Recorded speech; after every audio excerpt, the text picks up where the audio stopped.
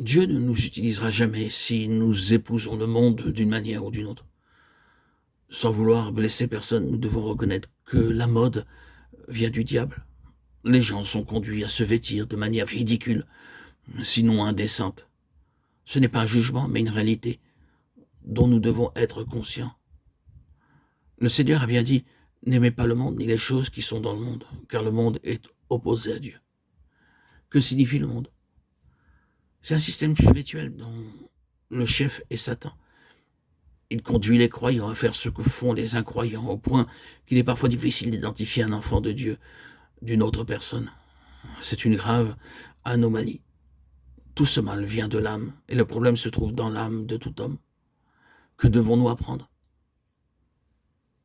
Tout d'abord, connaître une transformation intérieure par la croix, car nous ne bâtirons jamais l'Église avec notre âme.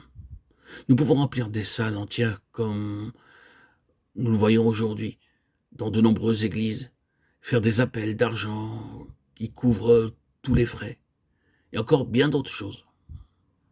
Cette constatation place sous nos yeux les causes profondes de cette situation que nous devons considérer avec le plus grand sérieux.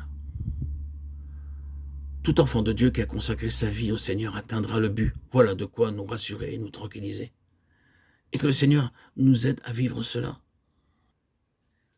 Le Seigneur a déclaré en Jean 15, verset 15, « Je ne vous appelle plus serviteur, car le serviteur ne sait pas ce que fait son maître. » Il nous faut connaître notre part dans le plan de Dieu. Nous travaillons pour Dieu. La vie chrétienne nécessite quelque chose de profond. Et si nous sommes droits avec nous-mêmes, nous aurons alors le témoignage intérieur qu'il devrait en être ainsi. C'est l'explication de l'immaturité que nous rencontrons parmi beaucoup de croyants. Nous pouvons bien connaître la parole et en apporter l'explication, mais cela correspondra à un enseignement intellectuel, ne procédant pas d'une révélation.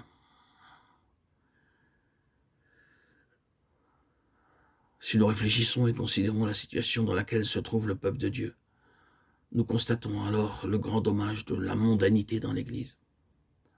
Et cela cause un dommage considérable. Alors que nous devons être le peuple du témoignage, le peuple des références, le peuple des gens exceptionnels. Parce que nous avons une vie que les autres n'ont pas.